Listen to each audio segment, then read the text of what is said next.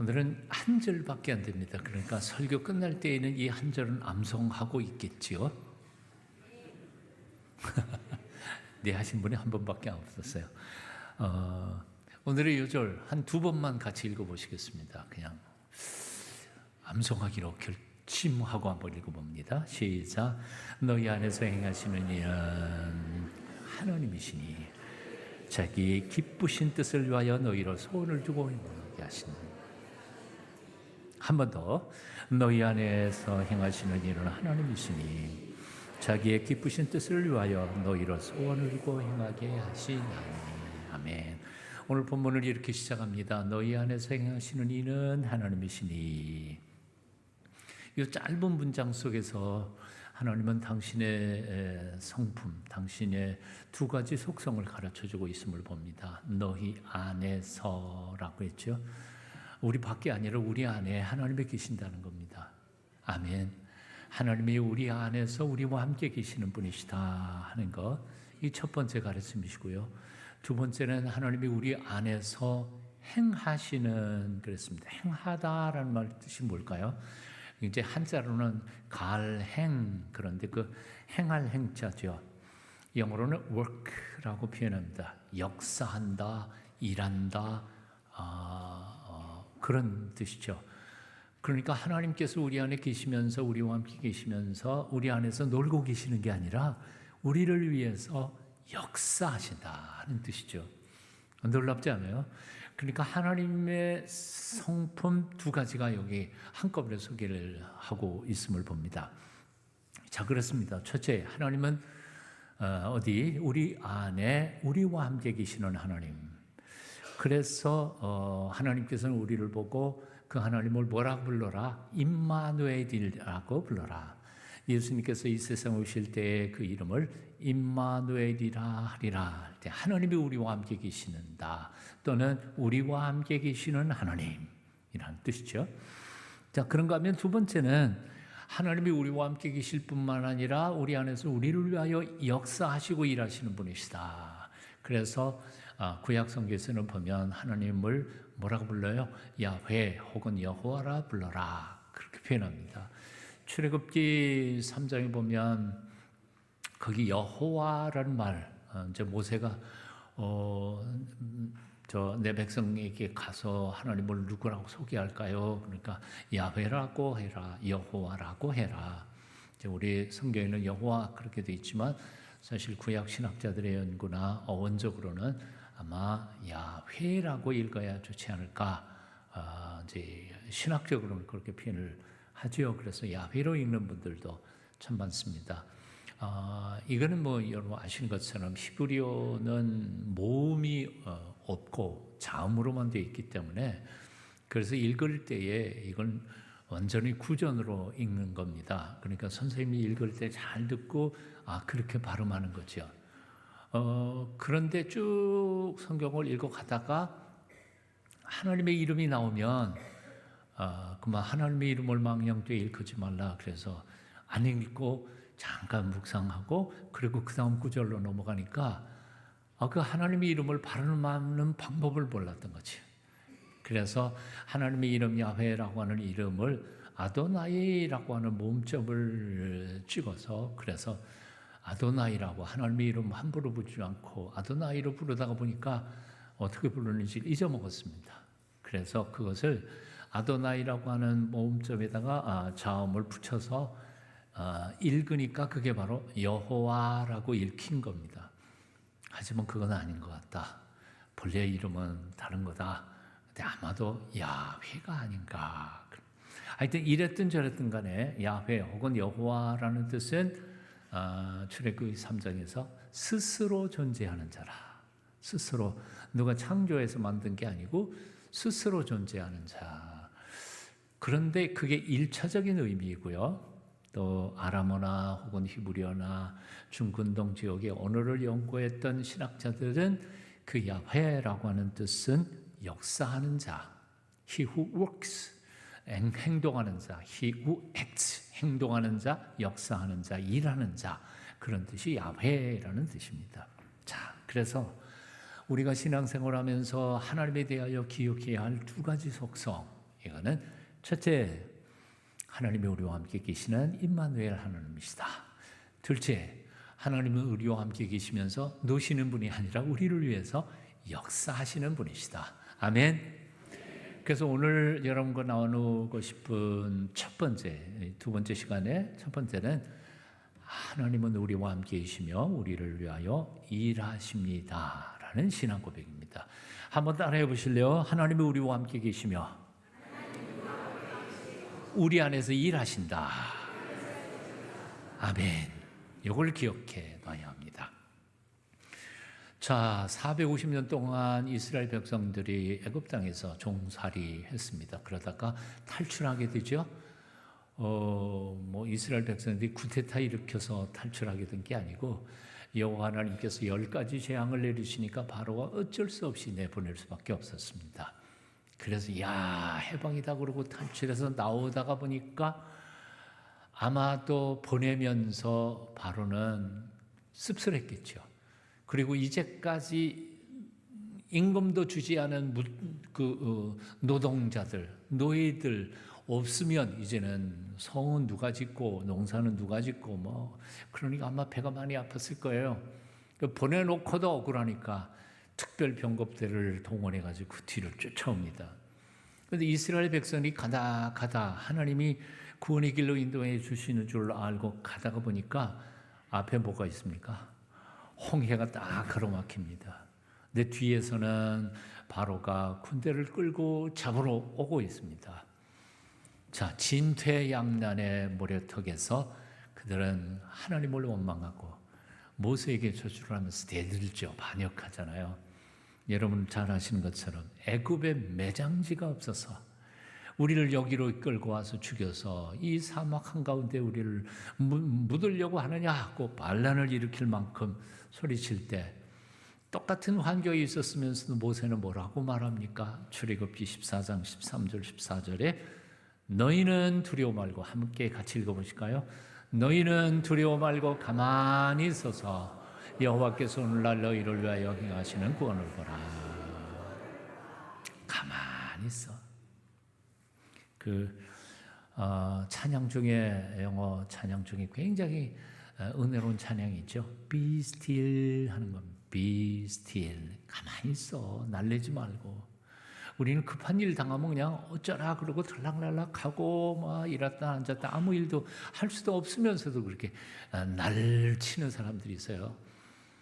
급한 일 당하면요, 날치지 말고 가만히 있어야 돼요. 생각 좀 해봐야 돼요. 저는 고향이 춘천인데요. 거기 지금은 다리들이 다 있어서 서면으로 가는데 그 강이 다리로 그냥 차 몰고 가잖아요. 그런데 예전에는 다 배 타고 갔거든요. 배가 농사배 이런 배들이 제법 컸습니다. 한 300명, 400명, 그리고 소도 한 2마리, 3마리씩, 개중에는 자동차도 한두 대씩 태워서 가요. 그런데 아시는 것처럼 춘천의 그 호수, 호수는 바다처럼 물결이 치지 않거든요. 잔잔하니까 얼만큼 사람을 실었느냐 하면 난간 옆에 한 3cm까지 물이 이렇게 찬 거예요. 별로 안 놀라시네.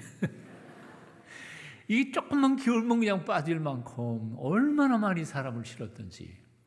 거기까지는 좋았어요. 가다가 이 소가 사람이 너무 많다니까 소가 옆에 있는 사람 밀릴 거 아니에요. 소가 그렇게 성질이 사나운 건 아님에도 불구하고 자꾸 밀리고 그러다가 지겨우니까 옆에 있는 사람은 받으려고 그러는 거예요. 받으려고 그러니까 도망갔죠. 우르르 하고 저쪽을 도망가니까 이게 우르르 몰리니까 이게 늘 했죠.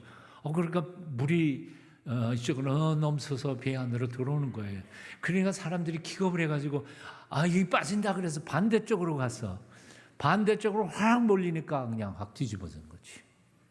이렇게 하다가 그냥, 그래서 그때 꽤 많은 사람이 거기 수장됐어요. 죽었어요. 그 사건을 저는 지켜봤어요. 근데 그때 제가 깨달은 게 뭐냐면, 배 흔들릴 때 어떻게 해요? 몰려다녀요? 아니요, 가만히 있어야 돼. 그게 최상이에요. 배 타고 가는 사람들이 이쪽으로 몰린다고 이리 가고 저리 가고 그러다 보면 다 죽을 수밖에 없는 거죠. 집안에 문제가 생겼을 때 가만히 있어요. 가만히 있으면서 하나님께서 우리 일을 어떻게 처리하시는지를 기다리면서 하나님의 도우심을 간구하고 기도하는 게 가장 지혜로운 거라고 생각해요.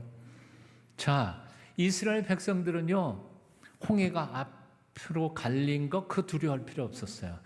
뒤에 바로의 군대가 쫓아오는 것도 두려워할 필요가 없었어요. 왜?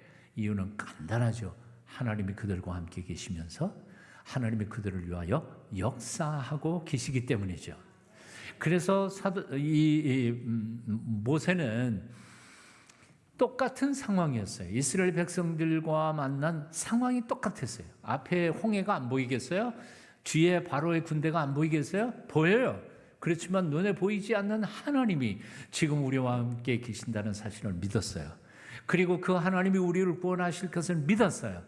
그래서 소리를 지르면서 이렇게 말하는 거예요. 너희는 두려워 말고 가만히 있어서 여호와께서 오늘날 너희를 위하여 행하시는 구원을 보라. 여호와께서 너희를 위하여 싸우시리니 너희는 가만히 있을지니라. 가만히 있으란 말이 2번이나 반복됐어요. 우리가 주어진 인생을 살아가다가 보면요, 정말 앞으로 나갈 길도 안 보이고요, 뒤로 돌아갈 길도 안 보여요. 적어도 몇 번씩은 그런 인생을 경험해요. 이렇게 할 수도 없고 저렇게 할 수도 없고, 앞으로 가자니 힘들고, 아니 힘든 게 아니라 길이 보이지를 않는데 뒤로 물러가자니 포기할 수도 없고, 그런 상황 속에서도 우리가 어떻게 해야 돼요? 적어도 여호와 하나님이 창조주 하나님이시고 우리의 아버지시라는 사실을 믿는 사람들은 나를 향하여 그리고 다른 사람을 향하여 이렇게 외쳐야 될 줄 압니다. 너희는 두려워 말고 가만히 있어서 여호와께서 오늘날 우리를 위하여 싸우시는 구원을 보라. 여호와께서 우리를 위해 싸우시리니 너희는 가만히 있을지니라. 아멘. 옆에 있는 사람 위로 좀 해 보십시다. 옆에 있는 사람 혹시 지금 진퇴양난에서 갈짝장도 아니고 뒤로 물러가지도 못하고, 이거 죽을 것도 아니고 살 것도 아니, 그러면 옆에 등 두드리시면서, 아까부터 등 두드린 걸 전 잘해요. 등을 두드리는 게 얼마나 큰 힘이 되는지 몰라요. 너무 세게 두드리지 말고 살살 힘내세요. 하나님이 우리를 위해 일하고 계십니다. 옆에 있는 사람한테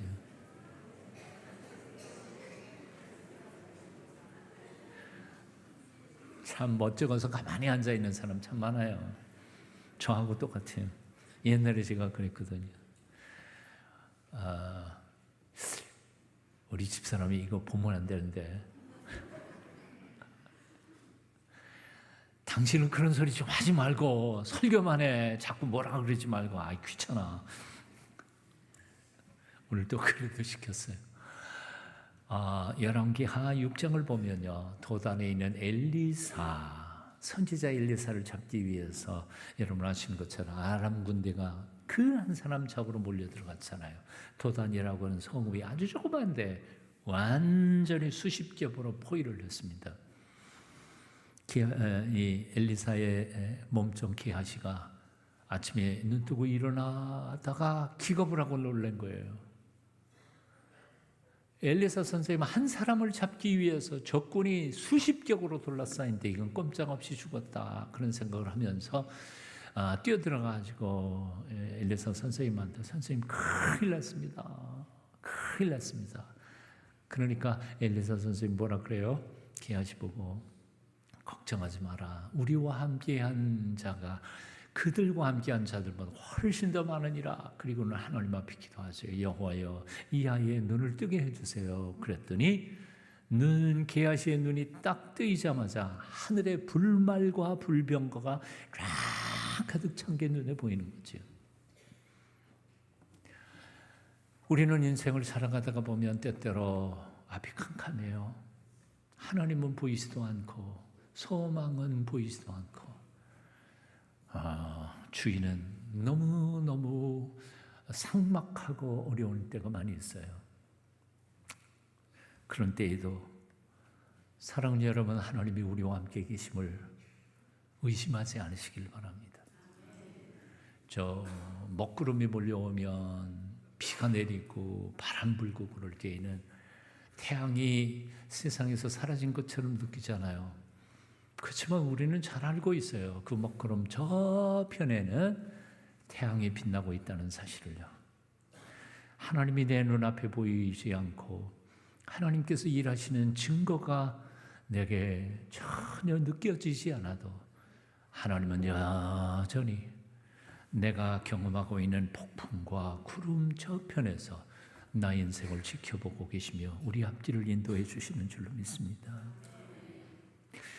역사상 단 한 번도 하나님께서 당신의 백성들을 홀로 남겨두신 적이 없으셨습니다. 성경 주의 깊게 읽어보세요. 하나님은 항상 당신의 백성과 당신의 자녀와 함께 하셨습니다. 성경의 하나님의 약속 중에서 구약 처음부터 신약 끝까지 반복되는 약속이 하나 있어요. 가장 큰 약속 뭔지 아세요? 내가 너와 함께 하겠다. 내가 너를 떠나지 않겠다. 여호와 하나님은 창세기 26장 3절에서 이삭에게 말씀하시죠. 물론 아브라함에게도 먼저 시작했어요. 창세기 26장 3절에 함께 읽어보실까요? 내가 너와 함께 있어. 어떻게 해요? 누구와 함께 있어요? 너와 함께 있어. 내게 복을 주고 내가 이 모든 땅을 너와 네 자손에게 주리라. 이삭에게 한 약속이에요. 자, 그런가 하면 또 있죠. 야곱에게 주신 약속이 있습니다. 창세기 28장입니다. 같이 읽습니다. 내가 너와 함께 있어. 뭐라고요? 함께 있어. 또 함께 있어요. 내가 너와 함께 있어. 같이 내가 어디로 가든지 너를 지키며 너를 이끌어 이 땅으로 돌아오게 할지라. 내가 내게 허락한 것을 다 이루기까지 너를 떠나지 아니하리라. 함께 계시겠다는 거죠. 모세에게도 말씀하셨어요. 출애굽기 3장 12절 내가 정령 너와 함께 하리라. 정령이 뭐예요? 예, 반드시 꼭 나 약속 지키는 언약의 하나님이야. 꼭 함께 할 거다. 여호수아에게도 약속하셨습니다. 여호수아 1.5절 시작. 내가 모세와 함께 있던 것 같이 너와 함께 있을 것임이라. 내가 너를 떠나지 아니하며 버리지 아니하리니. 이거 어디에서 듣는 것 같죠? 히브리서. 내가 너를 버리지 아니하며 널 떠나지 아니하며 버리지 아니하리라. 기드온에게도 약속하셨습니다. 사사기 6장 16절 내가 반드시 너와 함께하리니. 몇 군데만 찾은 거예요. 성경 열심히 찾아보세요. 곳곳에 있어요. 사무엘에게, 다윗에게, 솔로몬에게 등등 하나님을 섬기고 하나님을 믿고 신뢰하고 따르는 모든 백성들에게 하나님 똑같은 약속을 하셨어요. 그리고 그 약속을 하나님은 한 번도 어긴 적이 없으세요. 어긴 적이 있었나 한번 성경 찾아보세요. 하나님은 약속을 지키셨던 분이세요. 그런데 예수님께서도 우리에게 또 언약하셨습니다. 마태복음 28장 20절 승천하시기 전에 제자들을 통하여 당신을 믿는 백성들에게 언약하셨습니다. 뭐라고요? 내가 세상 끝날까지 너희와 항상 함께 있으리라 하시니라. 아멘. 아까도 말씀드렸지만 히브리서 13장 5절 함께 또 읽어보실까요? 그가 친히 말씀하시기를 내가 과연 너희를 버리지 아니하고 과연 너희를 떠나지 아니하리라. 아멘. 그러므로 사랑하는 여러분, 여러분이 어떤 일을 당했다고 하더라도 당황하지 마십시오. 두려워하지 마십시오. 하나님이 우리와 함께 계심을 잊지 마십시오. 하나님은 그냥 우리와 함께 계시면서 놀고 먹는 게 아니라 우리를 위해서 역사하시고 일하신다는 사실을 완전히 신뢰하십시오. 일부 시간에 말씀 나눴던 것 있죠. 뭐요? 우리가 세상의 복덩어리로 살 수 있는 비결 두 가지. 절대신앙, 절대순종. 하나님을 온전히 절대로 믿는 절대신앙. 이 세상에 믿을 수 있는 거는 돈 아니고 형제지간도 아니고 부모님도 아니고 자식도 아니고 내 은행에 저축해 놓은 돈 잔고 은행 잔고도 아니고 내 친구 권력자도 아니고 오직 하나님밖에는 믿을 게 없어. 하나님만 믿으라. 절대 신앙.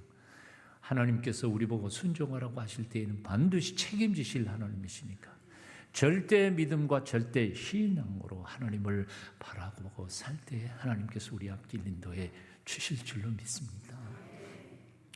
저기 아메리칸 인디안의 신화처럼 들려오는 이야기가 있다고 그래요. 저도 몇 번 가봤습니다만 그랜 캐년 밑에 가면은 좀 땅이 흙이 새빨간 데가 있어요. 세도나라고 하는 데가 있어요. 근데 거기는 인디안들의 마지막 거처라고 그러죠. 근데 거기는 가자마자 섬찟해요. 정말 저도 그런 것 같았어요. 겁나더라고요. 그래서 거기는 세상 온 지구상에서 점치고 굿하고 하는 사람들이 다 와갖고 기 받는 곳이래요. 한국에서도 거기 가갖고 하는 사람들이 있는 것 같아요. 근데 여관방에서 하룻밤 자는데 기분이 안 좋아요. 거기도 예배당은 지어놨는데 좀 희한해요. 기가 있는 곳이에요. 인디안의 성지 같은 어떤 그런 장소가 있었어요. 아마 세도나인 것 같아요. 거기만 그 숲 밀림 속에 그 산에만 갔다 오면 장차 민족이 큰 지도자가 된다 하는 전설을 믿고 소년 하나가 나도 가야 되겠다. 그리고 어린 소년이 그 숲을 향해 가는 거예요. 간다 그러고 선포하고 용감하게. 근데 낮에는 괜찮았는데 해가 딱 지고 캄캄해지면서 달빛만 고요히 내려오고 바람 휙 불면 나뭇잎 소리가 꼭 귀신 소리가 들리기도 하고 짐승 우는 소리도 들리고 그러니까 이게 엄청 겁을 먹은 거죠. 덜덜했던 거예요. 괜히 온다 그랬다. 그렇다고 지금 돌아갈 수도 없고 가는 길은 더 무섭고 밤새도록 발발 떨다가 새벽이 더 캄캄하죠. 밤중보다는 사실 해 돋기 직전이 제일 깜깜하잖아요. 그때 초긴장으로 벌벌 떨고 있는데 뒤에서 바시락 소리가 난 거예요. 바시락 소리 나는 거 딱 들어 기겁을 하고 들어봤는데 아버지가 거기서 서 있는 거죠. 화살에 활을 매겨 가지고는 딱 치고 서 있던 거예요. 너무 반가워서 아빠 언제부터 거기 계셨어요? 네가 이 숲으로 들어온다는 말을 들은 그 순간 내가 먼저 와서 여기서 너를 지키고 있단가. 악한 짐승이 너를 해하지 못하도록. 그 아이는 아빠가 거기 있는지 없는지 몰랐어요. 자기 혼자만 있을 거라고 생각했어요. 그렇지만 아버지는 그 아이를 밤새도록 눈뜨고 지킨 거예요. 나는 하나님이 나를 보호하고 지켜주시는지 몰랐어요. 믿어지지도 않았고 믿지도 않았고요. 영성수련회 2박 3일 하면서 마지막 날 아침 새벽기도회 때가 시편 121편 묵상하는 시간이었어요. 내가 산을 향하여 눈을 돌리라. 나의 도움이 어디서 올고 천지를 지으신 창조 하나님에게서로다. 여호와에게서로다. 나는 하나님 눈에 보이지도 않아. 느껴지지도 않아. 왜냐하면 영적 감각을 우리는 잃어버렸기 때문에 타락한 이후에.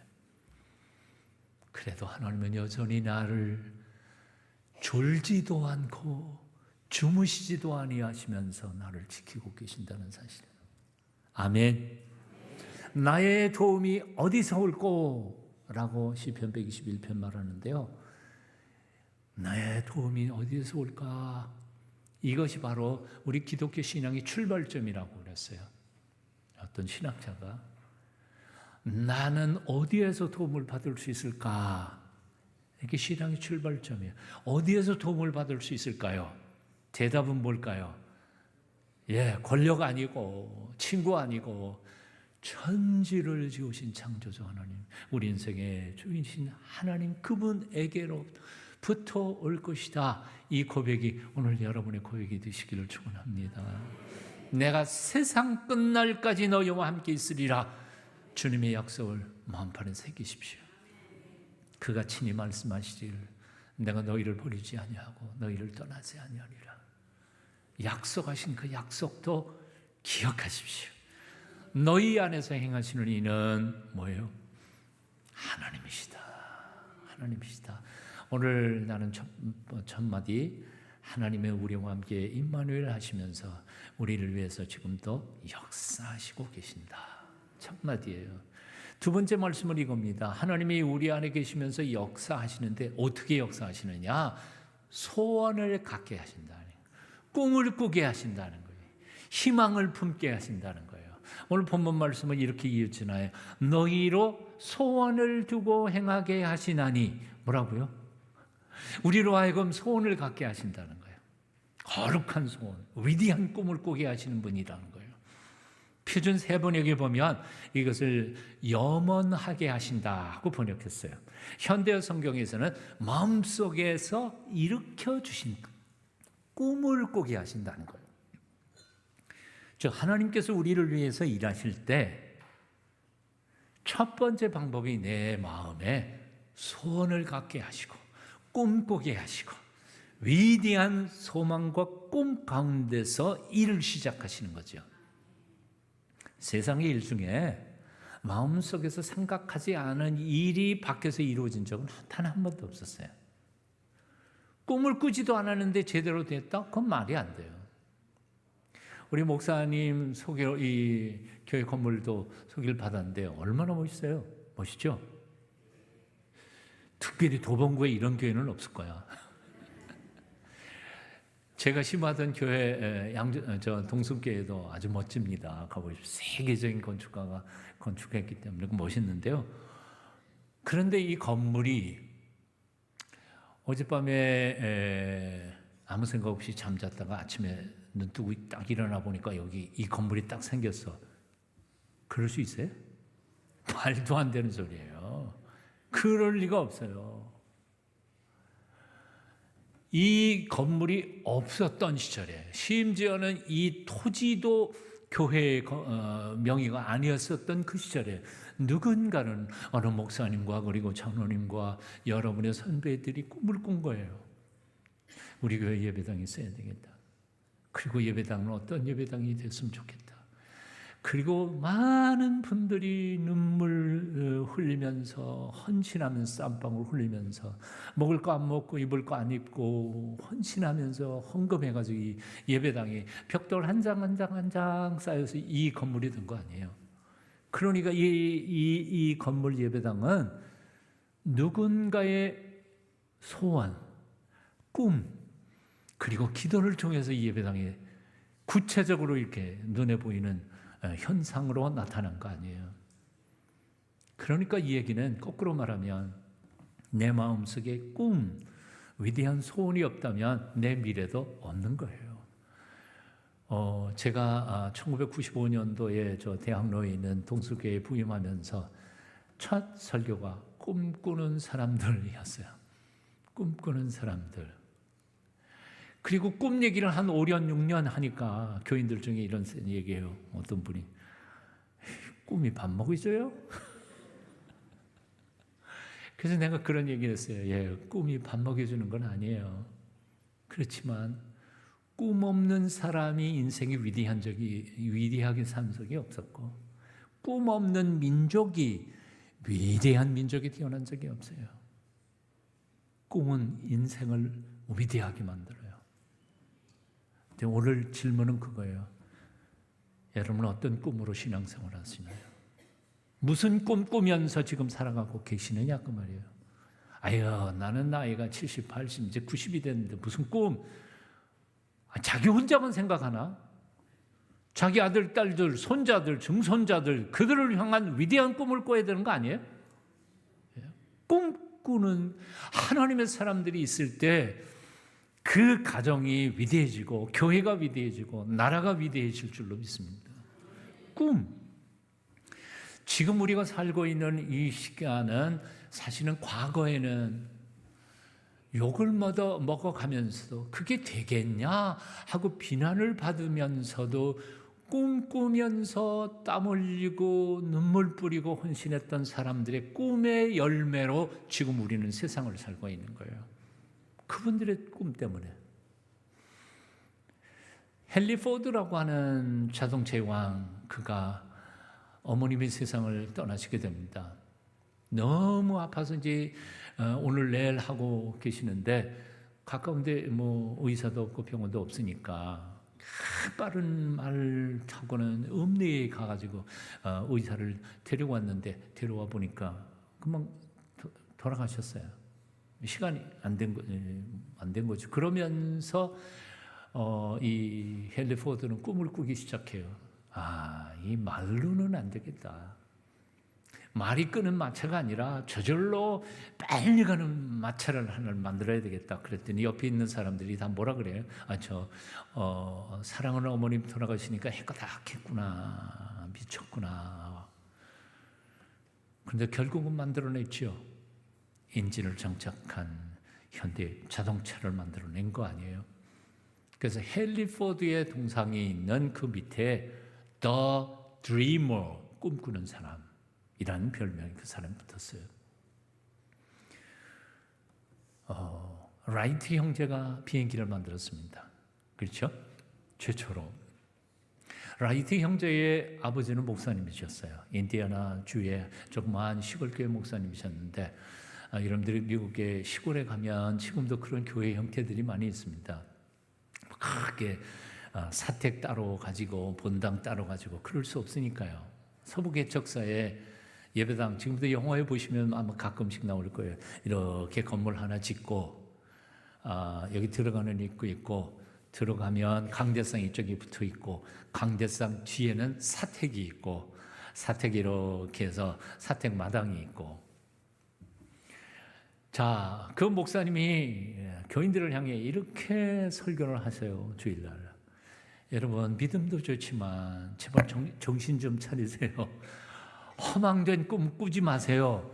그런데 그 아들 둘이 그 사택 마당에서 이 땅바닥에다 그림을 그리면서 이렇게 말해요. 형아, 새는 난다, 그지? 그래, 날지. 근데 왜 우리는 못 날까?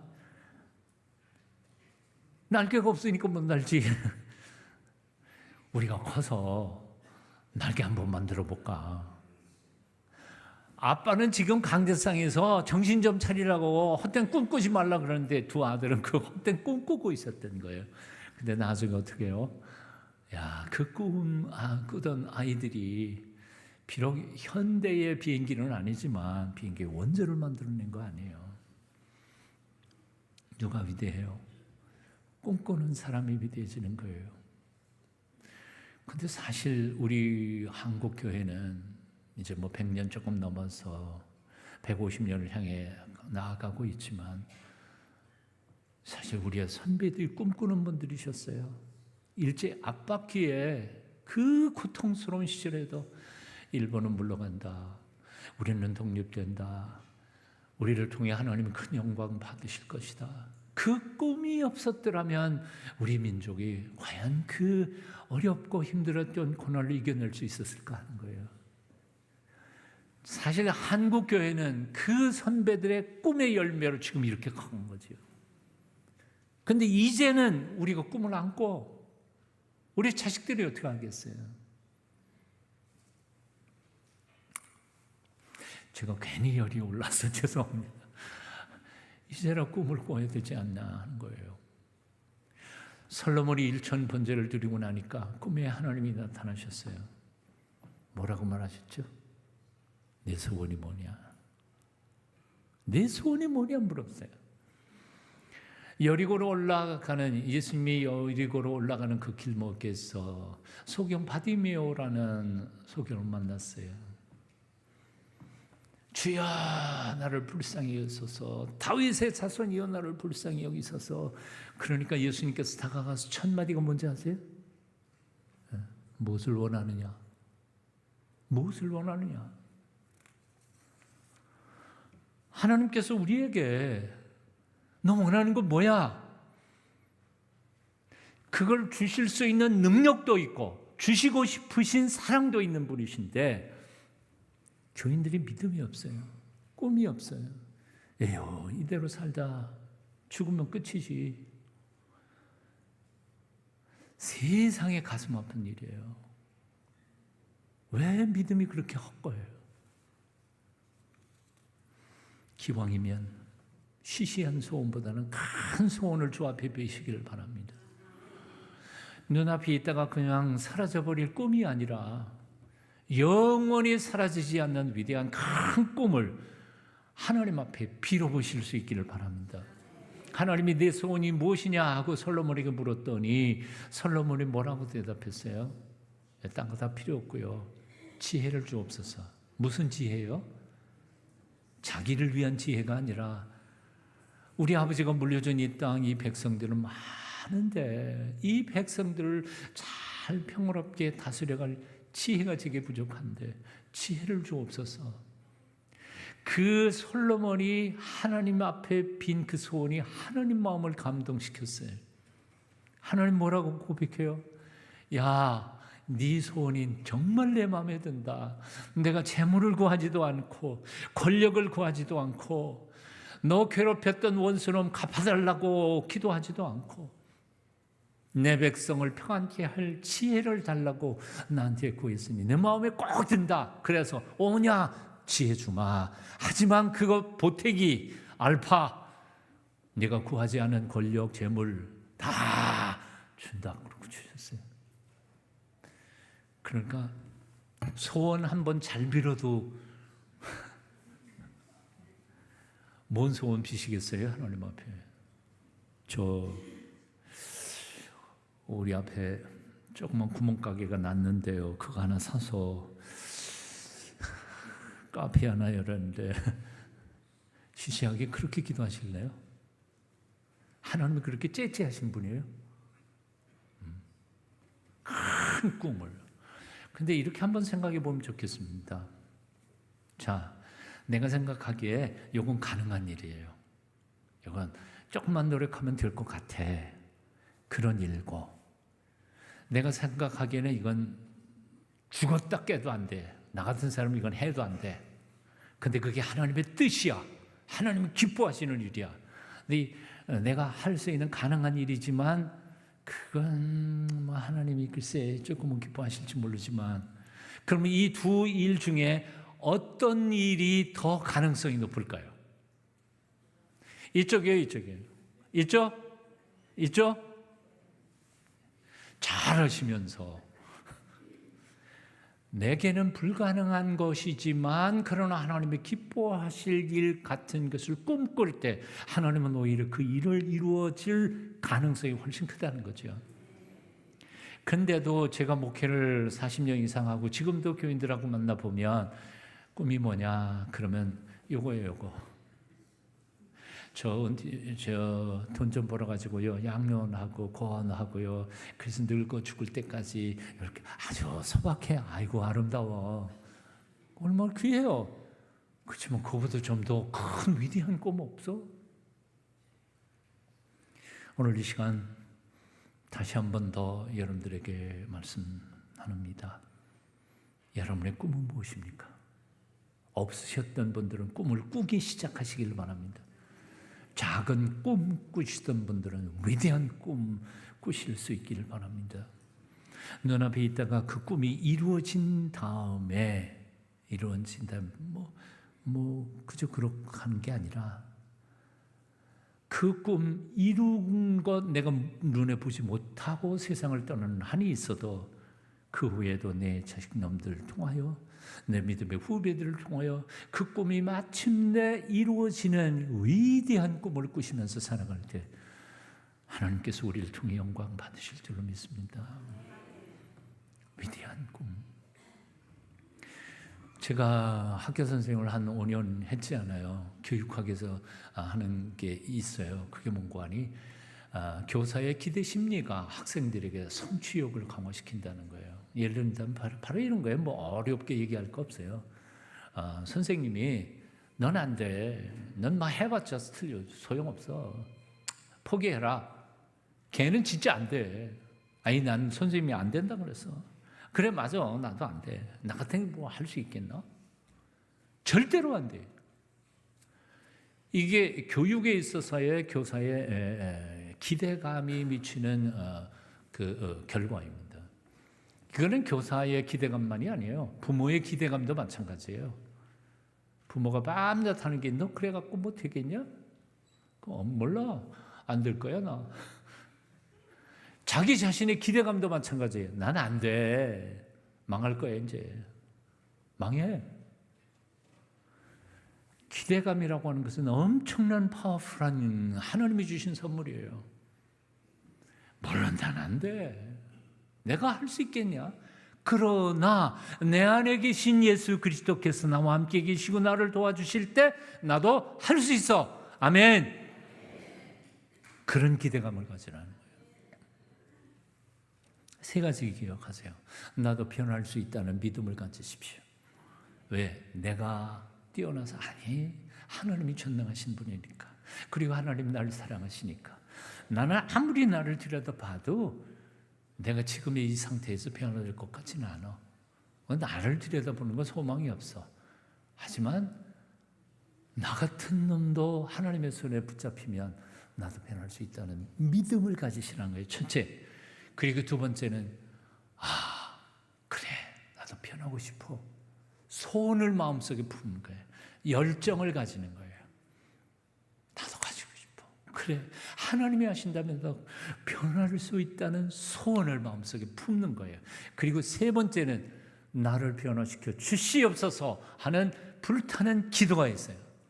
이 세 가지가 합하면 이제까지는 신앙생활 수십 년 해도 안 됐던 것도 이제부터는 바뀔 줄로 믿습니다. 세 가지 뭐라고요? 나는 안 되지만 주님 안에서 하나님은 나를 통하여 변화시켜 주실 줄 믿습니다. 믿음. 두 번째, 변화받기를 원합니다. 간절한 불타는 소원. 세 번째, 하나님 나 같은 놈도 변화시켜 주세요 하는 불타는 기도. 이 세 가지로 인하여 하나님께서 나를 통하여 그리고 교회를 통하여 하나님 영광 받으실 줄 믿습니다. 목사님, 내년에 한 번 더 불러주실래요? 1년 동안에 얼마나 바뀌었는지 한번 구경하고 싶어요.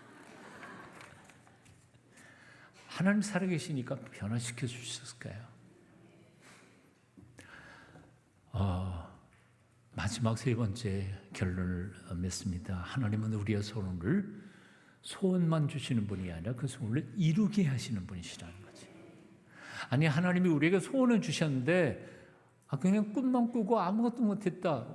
그럼 괜히 아무것도 아니잖아요. 그런데 하나님은 그런 분이 아니야. 꿈과 소원을 주셨으면 그 꿈과 소원을 이루도록 역사하시고 일하시는 분이시다. 그 오늘 본문 말씀이 그래요. 자기의 기쁘신 뜻을 위하여 너희로 소원을 두고 뭐예요? 행하게 하시나니. 행한단 말이 아까 뭐라고 그랬어요? 역사하는 거, 그리고 일하시는 거, work, 일하시는 거예요. 너희로 하여금 너희 소원이 이루어지도록 하나님 도와주신다는 거죠. 영어 번역에서는 오늘 이 필리포스 2장 13절에 아주 분명합니다. 이렇게 써 있어요. For it is God. 저 영어 공부하신 분들은 다 이해하죠. It, that의 용법. 뭐 고등학교에서 배우셨을 거예요. 강조하는 거예요. 강조 용법이에요. 뭐가 강조냐면 하나님이 강조되는 거예요. 너희 안에서 일하시는 분이 누구냐? 하나님 그분이셔. 내가 아니야. 내가 노력한다고 되는 거 아니야. 하나님이 그분이요. 근데 그 하나님이 어떻게 일하시냐면 너에게 먼저 꿈을 주시고 그리고 그 꿈을 이루어 가게 해주시는 분이시다. 여기 이제 결론을 드리면 이런 말씀을 써요. 꿈을 꾸는 사람 많아요. 그리고 소원을 가진 사람도 많아. 크리스찬들 중에. 그런데 제가 보니까 아무 일도 안 해. 때 되면 되겠지라고 하는 사람이에요. 밤나무 밑에서 입 딱 벌리고 언젠가는 떨어질 때 기다리는 그런 허망한 사람들이 너무 많아요. 근데 하나님이 그런 사람들을 통해서 기적을 행하실까요? 아니요. 하나님 그러신 하나님 아니에요. 성경을 주의 깊게 읽어보세요.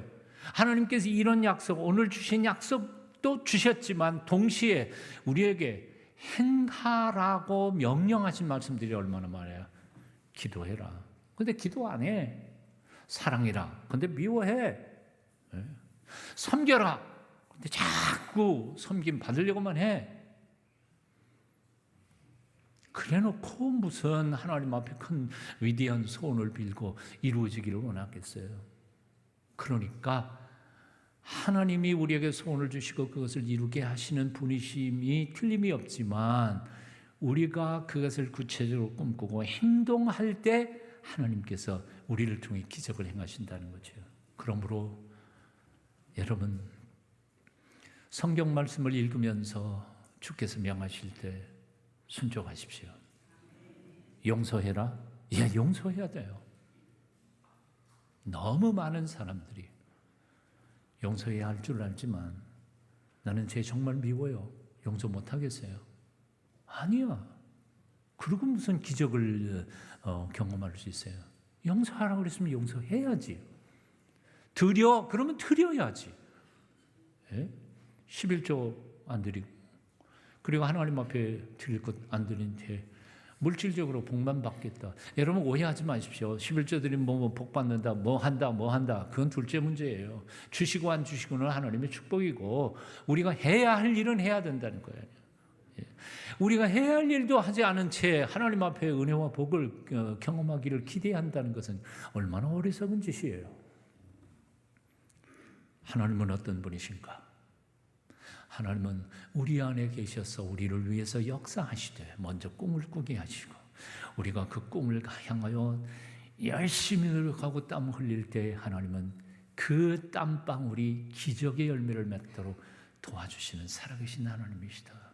이 사실을 기억하시면서 소망 가운데 꿈을 이루어가는 멋진 교인들이 다 되실 수 있기를 바랍니다. 얘기 한마디만 하겠습니다. 인도에서 복음을 전하다가 한 선교사님이 89, 한 살 아래인 90된 선교사님이 뇌출혈로만 쓰러지셨어요. 치료가 안 되니까 인도에서 비행기에 실려서 미국으로 다시 귀환했어요. 미국에 병원에 입원했어요. 입원했는데 움직이지 못하니까 딱 병석에 누워서 입만 살아가지고 이렇게 했어요. 누워 있는데도 그래도 선교사님이시니까 옆에 지나가는 사람들한테 부탁을 하는 거예요. 의사가 지나가면 의사 보고, 간호사가 지나면 간호사 보고, 아니 병문안 온 사람 있으면 또 그 병문안 온 사람한테, 누구도 모르는 사람한테 이렇게 부탁한 거예요. 제게 이렇게 명령해 주세요. 예수 그리스도의 이름으로 명하노니 너희는 일어서라. 이상한 할아버지가 그런 부탁을 하니까 의사들 도망가고 간호사 도망가고, 어떤 의사는 그 얘기를 부탁받으면 저는 베드로가 아닙니다. 의사죠. 근데 하도 그렇게 부탁을 하니까 그냥 지나가는 사람들이 몇 사람이 소리를 친 거죠. 해달라니까 해주는 거죠. 나사렛 예수의 이름으로 명합니다. 일어나십시오. 그 얘기를 들을 때마다 이 선교사님 아멘 한 거예요. 그런데 놀랍게도 얼마 안 있어서 진짜 일어나셨어요. 일어나셔서 비행기 타고 다시 인도로 돌아가셨어요. 그러니까 인도에서 거기서 선교를 마치시고 거기서 묻히셨는데 그 양반 이름이 스탠리 존스라고 하는 인도의 성자라는 분이에요. 이분의 그 일대기를 쓴 사람이 넬 마리라고 하는 작가가 그의 일대기를 적었는데, 그의 일대기 맨 끝부분에 뭐라고 썼냐면 이렇게 썼어요. 스탠리 존스는 하나님께서 마침표를 찍기 전까지는 결코 자신이 쉼표를 찍지 않았습니다. 말이 참 재밌잖아요. 제가 국어 선생이라 너무 문학적인 걸 좋아해요. 하나님이 그의 인생의 마침표를 찍기 전까지 스탠리 존스는 자기에게 쉼표를 찍지 않았다. 아멘. 사랑을 여러분, 제가 왜 열심히 운동하는지 아세요? 예, 지금도 한 주에 2번은 3번이네요. 검도장 가고요. 그리고 나머지 비는 날은 한 6km 정도 산 오르락내리락 하고 있습니다. 우리 집사람하고 같이. 뭐 장수하려고? 아니요. 오래 살고 일찍 죽는 거는 하나님 손 안에 달려있지 지가 건강관리한다고 오래 사는 거 아니에요. 그럼 왜? 나 늙어 우리 딸들 손에 짐이 되고 싶지 않고 내가 마지막 숨 거두는 마지막 순간까지 하나님의 거룩한 도구로 쓰임받다가 그리고 감사하면서 여러분 제가 죽은 저보다 연세 많으신 분들은 혹시 먼저 가실지 모르겠는데 저보다 늦게 가시는 분들이 혹 있다면 제 죽음을 보면서 저 양반 지 기도대로 됐구나 하는 소리가 들었으면 참 좋겠다 좀 기도하고 있습니다. 여러분 얼마나 남았습니까?